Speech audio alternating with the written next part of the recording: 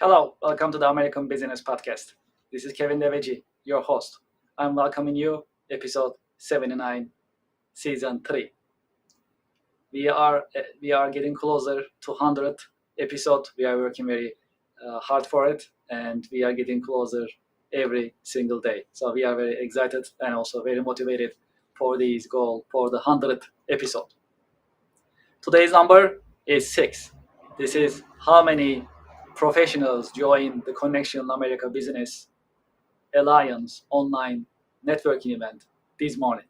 We had a chance to host 6 business professionals, and we ran the online business networking event live on the American Business Podcast. American Business Podcast is the voice of American business. Today, we have a special guest. We'll talk about American manufacturing.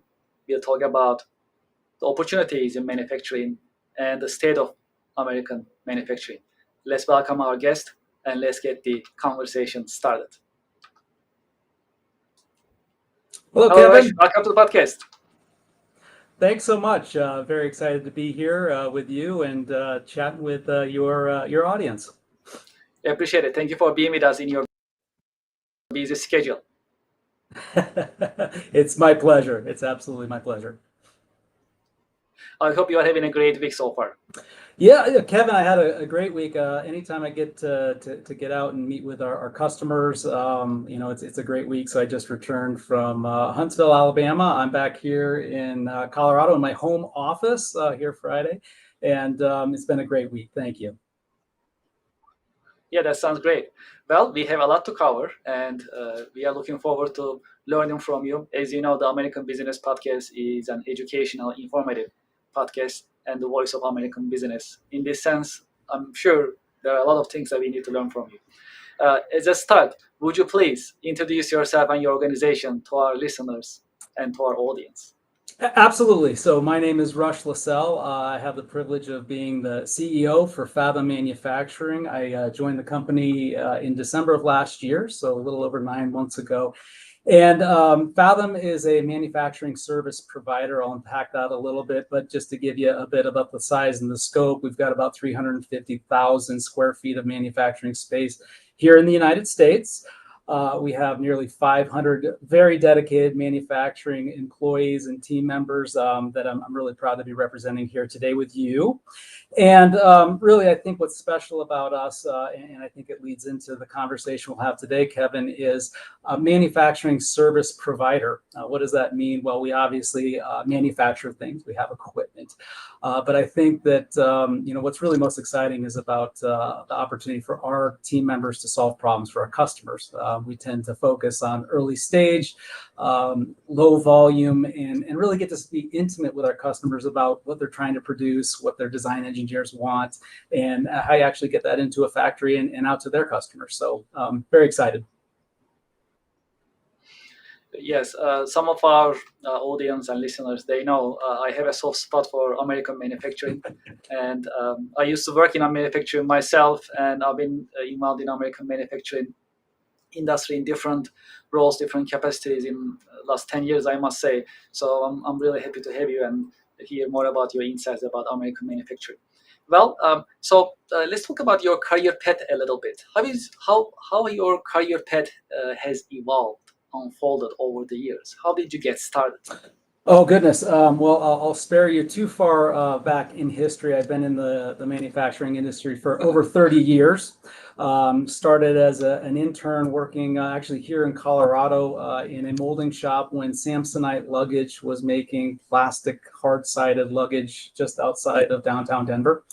And really, I think that mine, like many people in our industry, Kevin, started just out of sheer curiosity. A lot of the younger listeners probably aren't as much car guys as a lot of us were, long ago. But, just understanding how things work propelled me to get into manufacturing. And, from there, I've been very fortunate to have the opportunity to join world-class organizations, work alongside a lot of people. And I think the majority of my career has really been around, whether it was in the robotics space, trying to figure out how to make U.S. manufacturers more effective and efficient, and then more recently with some of those manufacturers trying to understand how to participate in the global environment, and how to really navigate tricky supply chains. And where do you manufacture? Where do you hire engineering technicians? And boy, Kevin, it's just been a fantastic journey that's landed me here with the Fathom team,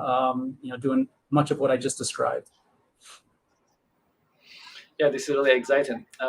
And since I'm very close to American manufacturing, I also understand the challenges in general, especially finding talent, adopting technology, being competitive in the marketplace, especially in this year.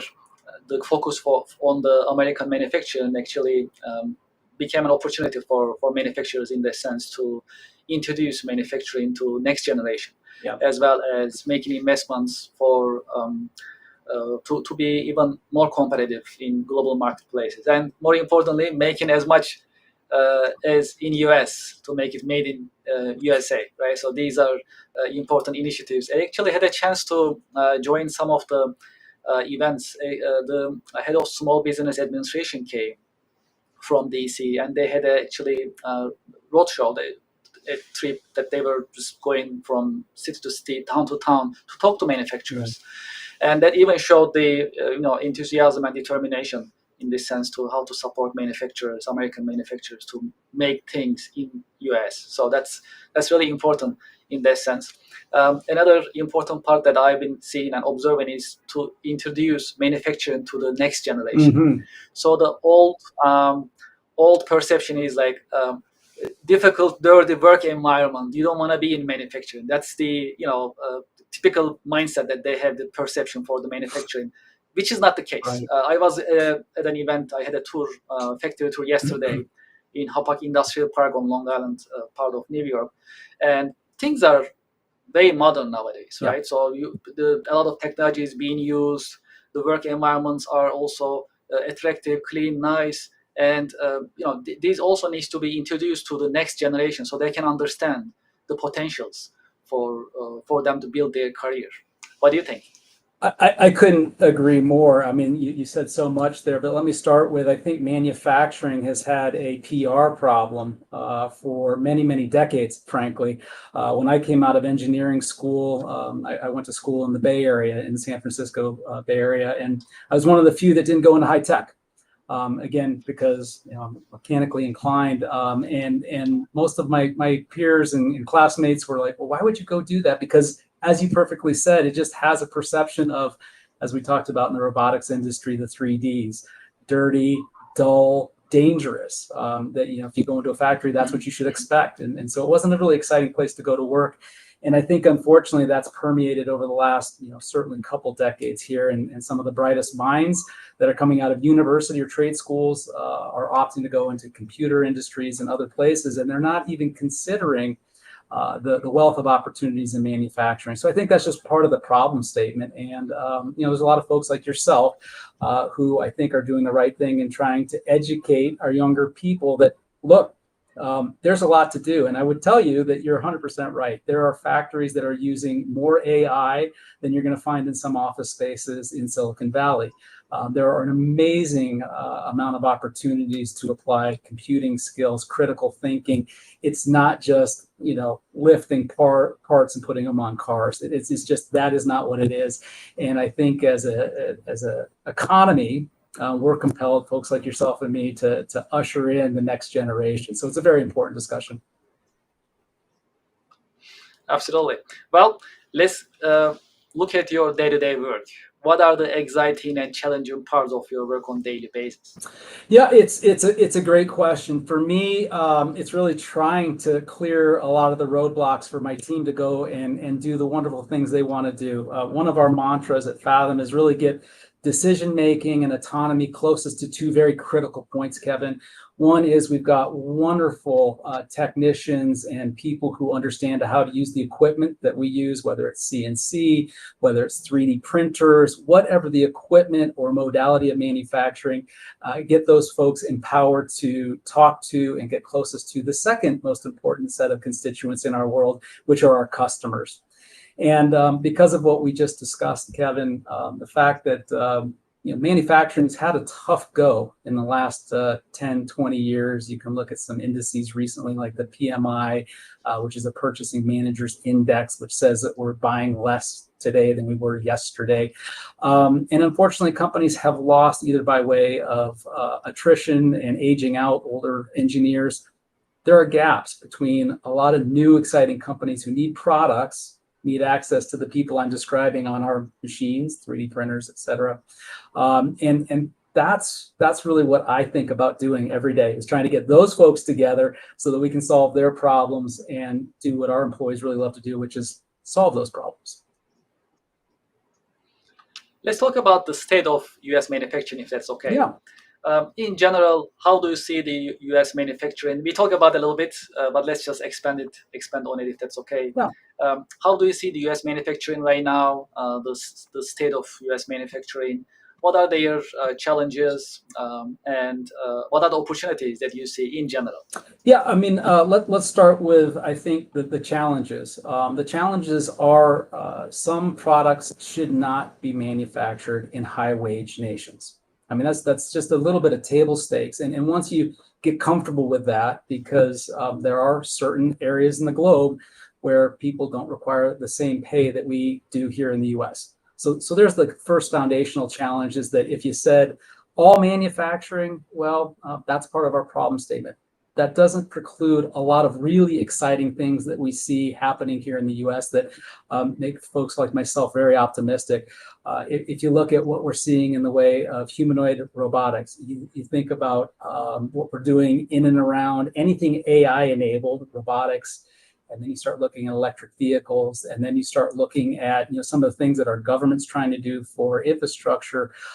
There are just a tremendous amount of places for domestic manufacturers to add value into the supply chain, and recognize that we're part of an ecosystem. And when we recognize that not everything should be done here in the U.S. and not everything should be done outside of the U.S., and that there's going to be cross synergy, our supply chains, I think there's a lot to be excited about. And again, I'd love to speak to the people who are considering entering the industry, because again, AI and a lot of the things that we're reading about every day has a broad applicability into U.S. manufacturing. Well, speaking of PR of manufacturing, guess what? The manufacturing day is coming, right? That's the first week of October, That's the right. first Friday.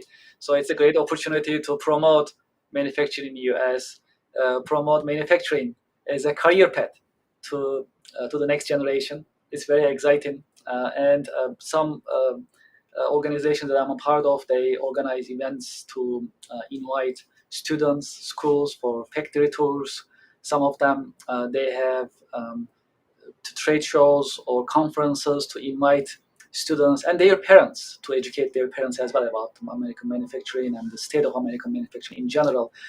So these are really, those are really exciting days coming up. Even though that is the first Friday of October, fundamentally the October is considered manufacturing month. So yes. That's a great opportunity for that promotion of American manufacturing. Absolutely, and I think it's a great time as well. I mean, I have 3 children. 2 of them are in high school, and 1 is off to university. And it's a great time to have these conversations with our young people, because having just had someone go off and go through the application process into college, we need more people to think about the fact that there's a huge need for smart folks and a great career path within manufacturing. So yes, October is a great day to help promote that and make the awareness there for a lot of families like mine who are trying to steer their children into good careers.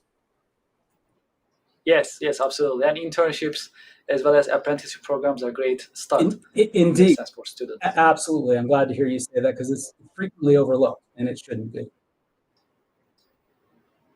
Well, let's talk about AI a little bit. You also mentioned about robotics a little bit, yep. But the combination of both will be great, of course, in manufacturing, which is in progress. So let's focus on AI. How do you see the impact of AI on U.S. manufacturing? So is it going to be just all AI in the future with robotics combined together, or there is going to be always the human factor in the processes? What do you think? Well, I absolutely categorically think that there's going to always be a need for the human element.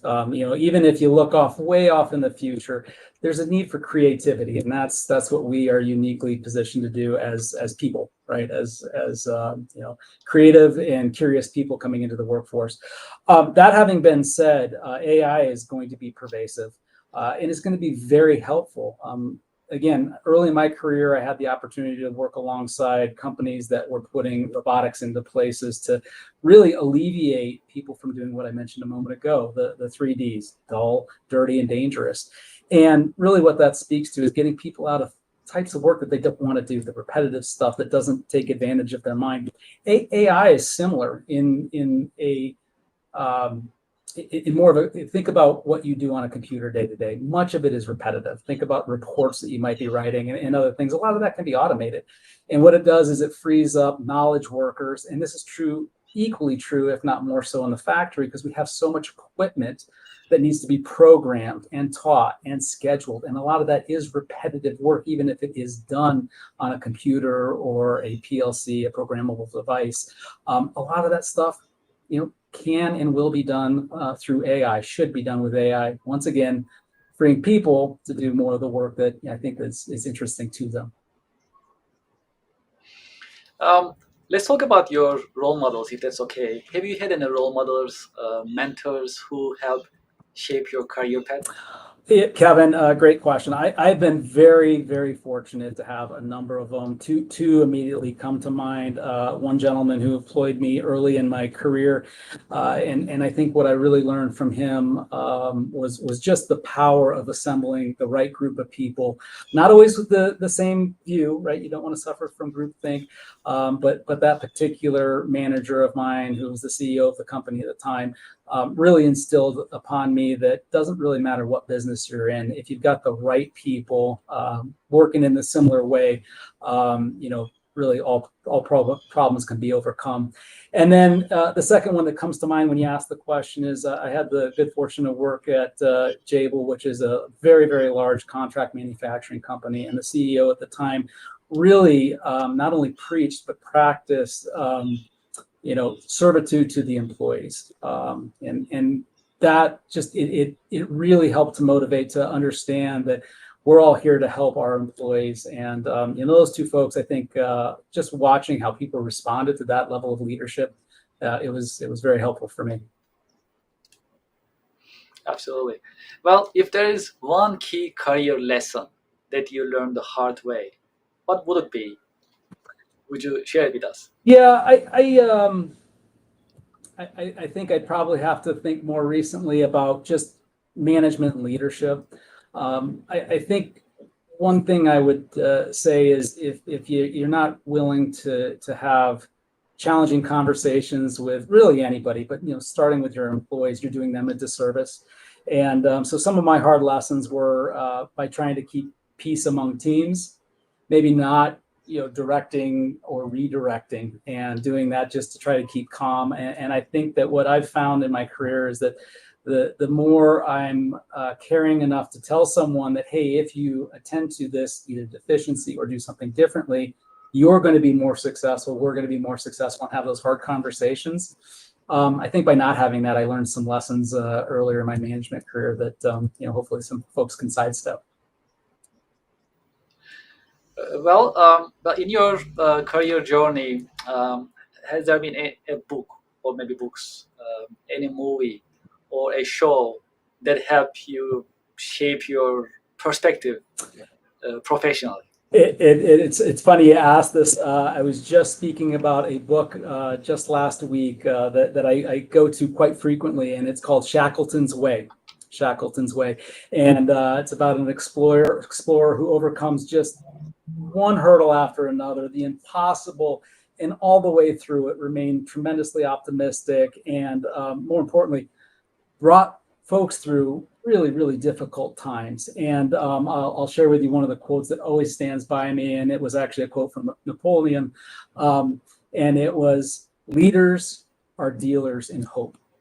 And I share that because on the heels of my earlier comment, you definitely want your teams to be performing, but you also have to help paint the picture and remind that if we do this and we all believe in our mission, that tomorrow will be better than today. And so Shackleton's Way is one that comes to mind. Yeah, this is really inspiring. What are your biggest passions and interests outside of work? I work a lot, and I mentioned I have 3 kids. So I think one thing that if any other of your listeners or audience members or parents, they'll recognize your hobbies very quickly shrink into your family and children. And so I've been very fortunate that my kids are athletes and they're wonderful students. And so whenever I'm not working, I am doing something in and around their lives, and I've been fortunate to be able to do that. So my kids are my hobby. Absolutely, yes, makes a lot of sense. Family first. Yeah. If you had a chance to go back history, to what time period would you go back, and why? That's another really good one. I am a bit of a manufacturing nerd, Kevin. I think that while I could pick a number of things, I was fascinated with the optimism and excitement that Henry Ford brought to manufacturing. And I cite many of his quotes and many of the teachings. So I would say that because of that, 1905 to 1910, which is classically defined as the beginning of the conveyorized manufacturing and automation boom. Ford was actually very instrumental in post-war industrial revolution. But I'd say I would love to go back and really watch how he motivated the nation to industrialize with a view to getting an automobile in every driveway to free up people to explore the world. I just think it was a wonderful connection point of a mission and something that we all take for granted that, without Henry Ford, people couldn't afford cars. And that has played out time and time again with computers, with phones, and the list goes on. So probably somewhere with Henry Ford. Well, in our professional journey, we all have difficult times from time to time, right? And sometimes challenging times. How do you stay motivated and inspired? It's a really good question. I think it's a great question for people to hear on your podcast, because manufacturing, again, I'll reference the PMI, and for anybody who's not familiar with it, it's the Purchasing Managers Index, frequently referenced in industry as whether we're expanding or contracting.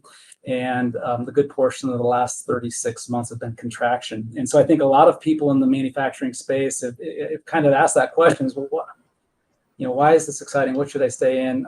So I gave you my view of Henry Ford. I think that people who can stay true to a mission, who understand that if we're trying to go to space, if we're trying to aid the human condition in healthcare, if we're just trying to help with communications with cell phones, et cetera, if through your hard days you can remain connected to that mission, and this is what great leaders do. I think it's what great managers do, is once again saying, look, this will pass, but let's remember that we're going somewhere with it, and it's worth fighting for. What would be your career advice for the next generation business professionals who are just entering into the job market? Yeah, I'm a devout believer that curiosity is a predictor of success, and everybody has a curiosity in one way, shape, or form about something.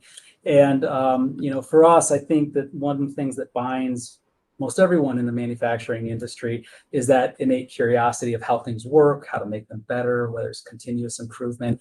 And I'd say that follow your heart. There's something out there for everyone. And I've been reading a lot about the trades. So if you don't want to go to university, that's great, because there's such a need for people who understand how to be an electrician, how to be this, how to be that, and the future's so bright. So I would just say, remain curious. And then the other thing I'd also say is that over time, you learn how to be courageous, right? And it speaks to your last question is, how do you overcome challenges? Well, have the courage to keep persevering through it, as long as, again, what you're working on is something you're curious about. For those who like to be in touch with you, to learn more about your organization or who likes to continue this conversation, what is the best way to be in touch with you? Well, I'd say first and foremost, would love for people to come and take a look at what we do on our website. And our website is www.fathom, Fathom, MFG, but for manufacturing, so fathommfg.com. And then you can reach me through that. I'm available there and would love to chat with any of your viewers. Right. Thank you so much for being with us in your busy schedule. And thank you for sharing your professional wisdom with us on this beautiful Friday. Much appreciated. Absolutely, Kevin. And thank you. I wish you best of luck to getting to 100 and beyond and expanding your viewership. It is a great message. And so thank you and keep doing what you're doing. Thank you very much. Pleasure is all mine. And I wish you a great weekend. Thank you very much. Thank you. Well, to our audience and to our listeners, we had a great episode 79. We're almost 80, right? So we are getting close to the 100. Well, we learned a lot about quantum manufacturing, and we also had a chance to get some more insights about American manufacturing in this episode. So it was very educational. I hope you like it. You found it to be informative. As I always say, in the American Business Podcast, you'll always learn something new. And that is why we invite business owners, leaders, entrepreneurs, manufacturers, all experts. They share their professional wisdom with you. And that this creates the education and informative environment for all of us. Well, would you like to be a guest in the American Business Podcast? Just send us an email, americanbusinesspodcast@gmail.com. Also, we welcome sponsors and advertisers. If you like to advertise in the American Business Podcast or sponsor, you can also send us an email, americanbusinesspodcast@gmail.com. We also welcome your insights. What do you think about the American Business Podcast? Do you have any questions? Would you like us to share a particular subject? Would you like us to invite a particular guest? Please let us know. Your insights are important because at the end of the day, the American Business Podcast is your podcast. And we like to make sure you are seeing the insights, you are seeing the content that you are interested. Feel free to send us an email. Also, I'd like to invite you to our website, americanpodcast.tv. We update it on weekly basis, so you can learn more about the American Business Podcast, coming schedule, as well as you'll have a chance to get the links for our YouTube channel, the Connectional America Business Networking event, registration links, also links to Spotify, Amazon Music, Instagram, and other social media channels that we are a part of. We also have a membership program, as you know, that you can also register, join, and be a part of this growing business-minded community. As you know, a couple of weeks ago, we got YouTube Silver Award because we have now more than 100,000 YouTube subscribers. Thank you for your support. If you haven't done so, please go to our YouTube channel. This is the QR code right here. You can scan these. They'll take you to our YouTube channel.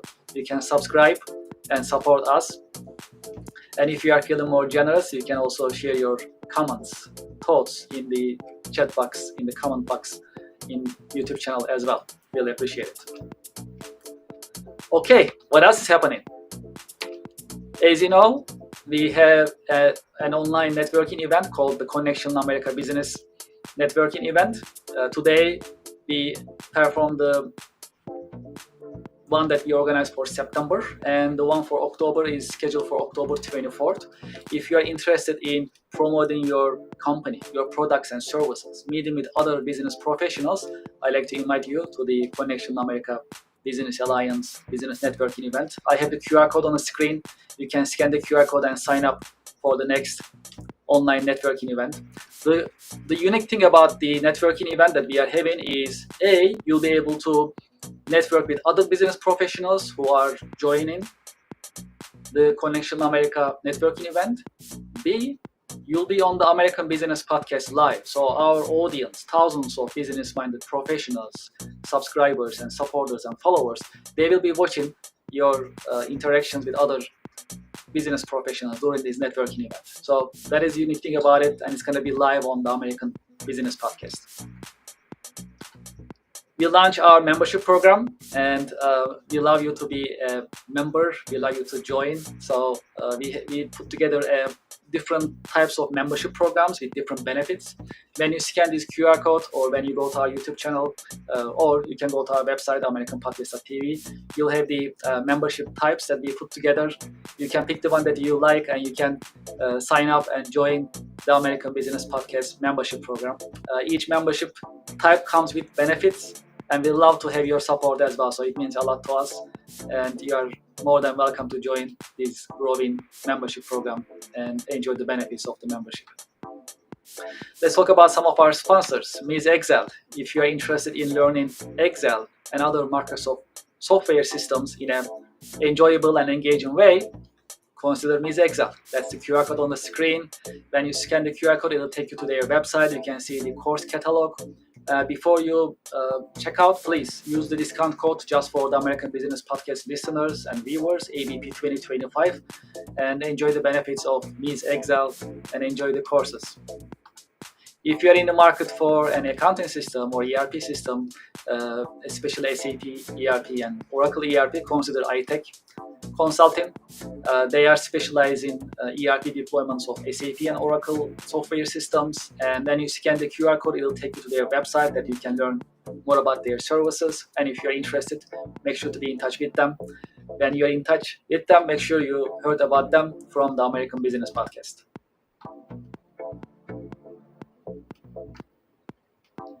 That's it for today. Thank you very much for listening. Thank you very much for watching. I am looking forward to having you in the next The American Business Podcast episode. The American Business Podcast is the voice of American business. Thank you very much. Have a great weekend.